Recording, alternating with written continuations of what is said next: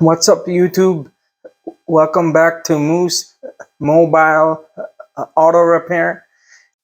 Today I'm going to show you on how to do a compression test on an engine. Behind me is a 2009 Pontiac Vibe. It has a 2.4 liter engine in it. It's a 4-cylinder engine. Now, there's nothing wrong with this particular engine. I'm just here to show you guys a demonstration on how to do a compression test. Now, some reasons as to why you would perform a compression test is that if you suspect that you have some sort of a mechanical problem inside, such as if the cylinders are not sealing properly, or if there's a blown head gasket, or if there's like a bad exhaust valve or burnt exhaust valve, as just that is just to name a few. Another reason as to why you want to perform a compression test is maybe you're probably buying a used car and you want to see the condition of the engine before you purchase it. That's also one reason as to why you want to perform this test. Okay, let's get started. And the first thing you want to do is to remove the two nuts for the engine cover.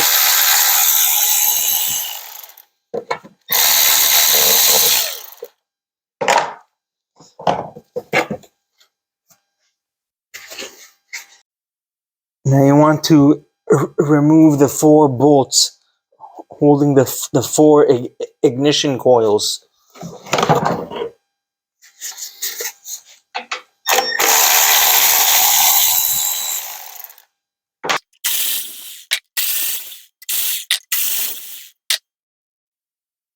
Now you want to remove the connectors for the coils. It's up to you if you want to remove the bolts first or last. It doesn't really matter.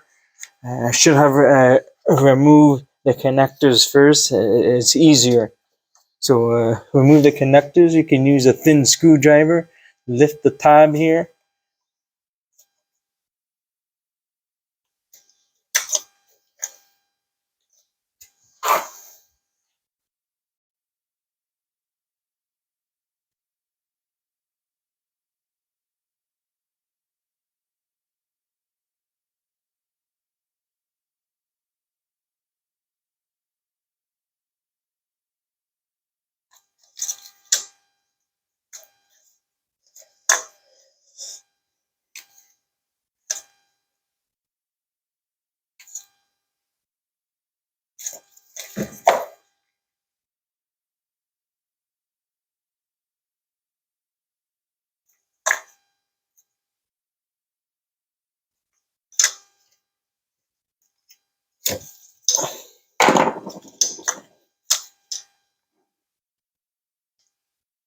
Now the next thing you want to do is to remove the coils now.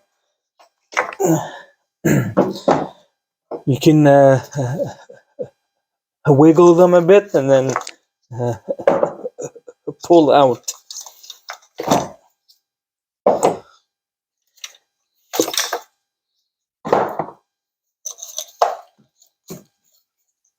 Want to get the harness and connectors out of the way. Now the next thing you want to do, you want to get the 3/8 ratchet extension and a 5/8 spark plug socket, and remove all the spark plugs.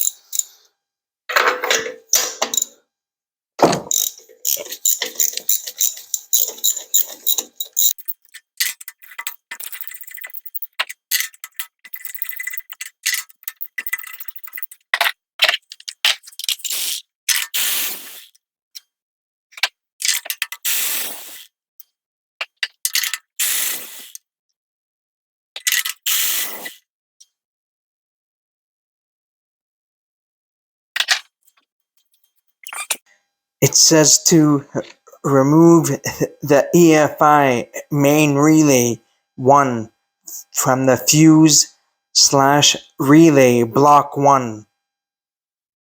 Okay, so let's have a look here.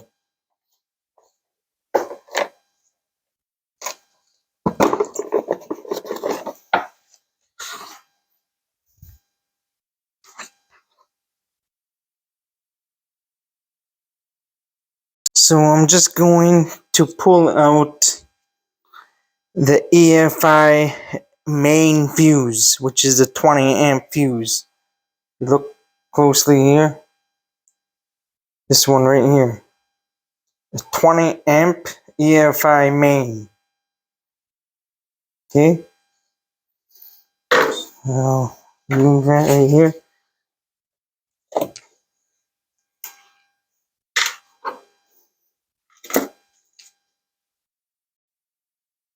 And now, if you guys notice, I have a battery charger hooked up so that the battery is fully charged, and so that when we are cranking the engine over, it doesn't run the battery down, because we want to make sure that the engine gets the proper amount of air into all of the cylinders, so we have a more accurate reading.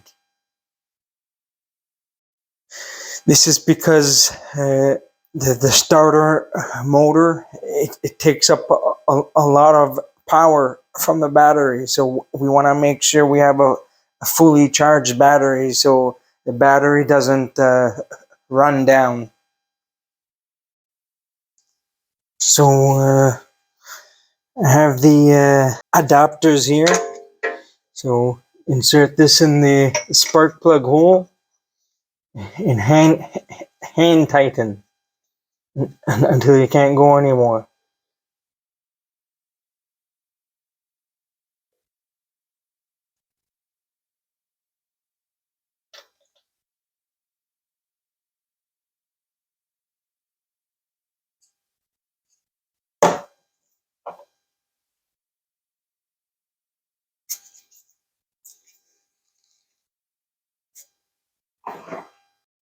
Now I'm going to install the compression gauge.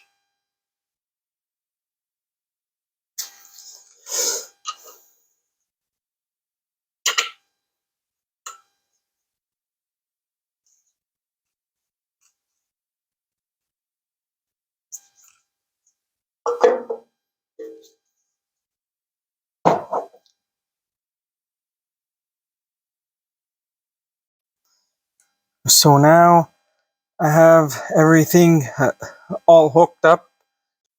So what you want to do now, you want to keep your foot on wide open throttle on the gas pedal all the way as you are cranking it over. You keep cranking it until you hear the engine go through the 4 strokes. The reason why you have to keep the gas pedal all the way down is because this will help the engine take in as much air as possible so it can fill up those cylinders so you can get an accurate reading.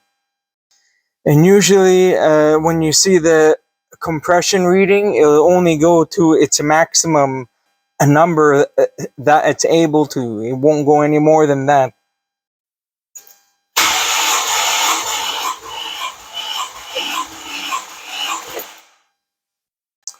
So we see here we got about 130 pounds pressure. Let's get this to focus.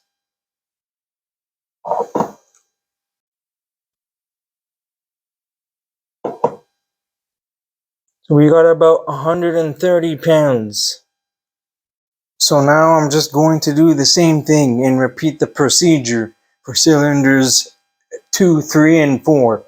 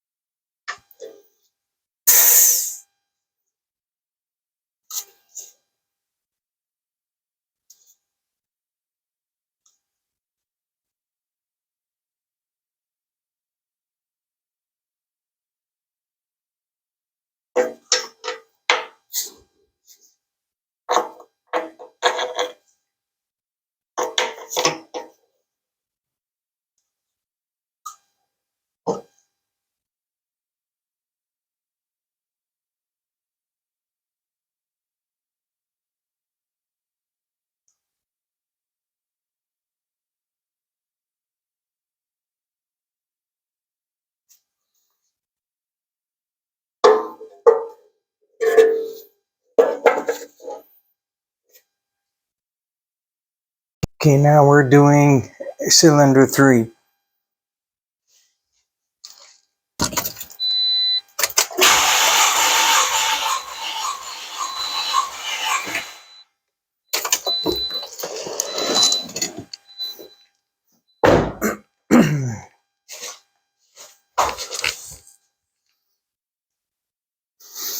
This one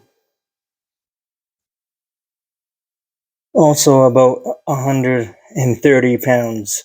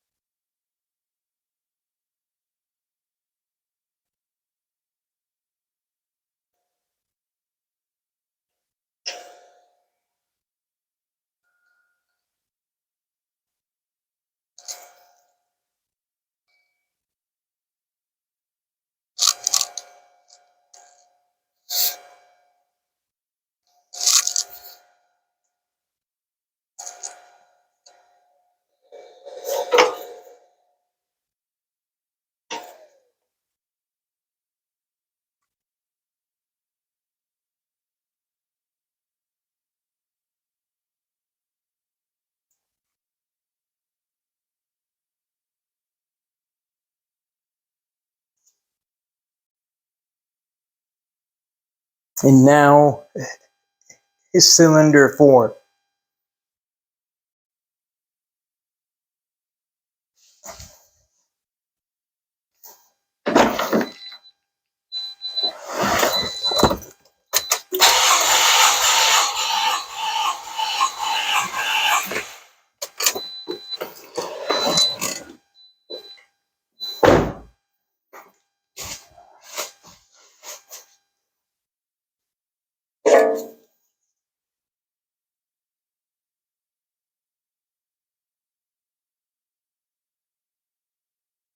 This one is about 135-ish, 137, maybe 137.5.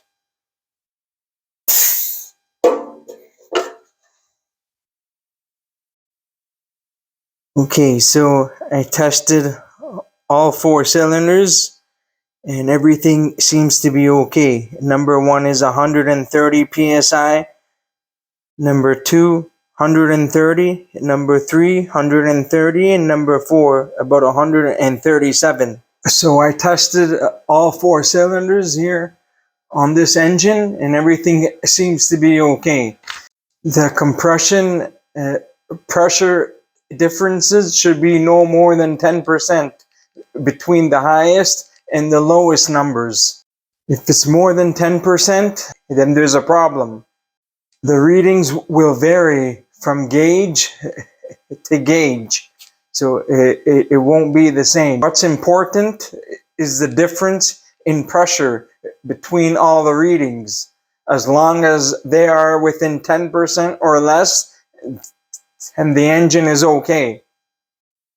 Now the compression test I performed here is a dry compression test.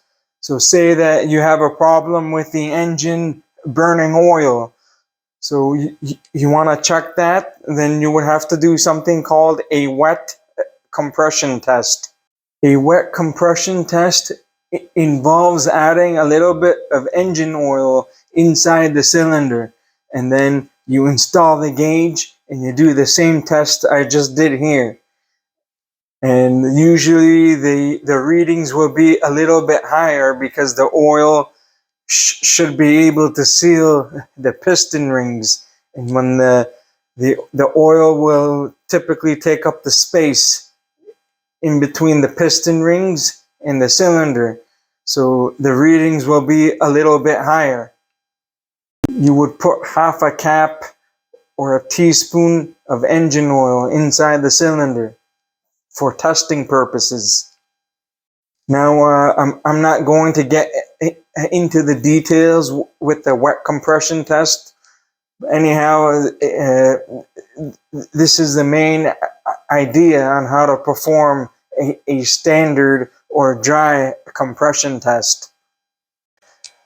I hope you guys enjoyed this video, and I hope you guys learned something. Give me a thumb up, and don't forget to subscribe to my channel if you're not already a subscriber. Don't forget to hit the bell notification to get notified when I put out a new video. Please like and comment below if you have a comment or a question. Thank you so much for watching, and I'll see you guys next time. Take care. Now you want to remove the now the next thing you want to do is pull out the fuel pump fuse, or the according to all data, it says to remove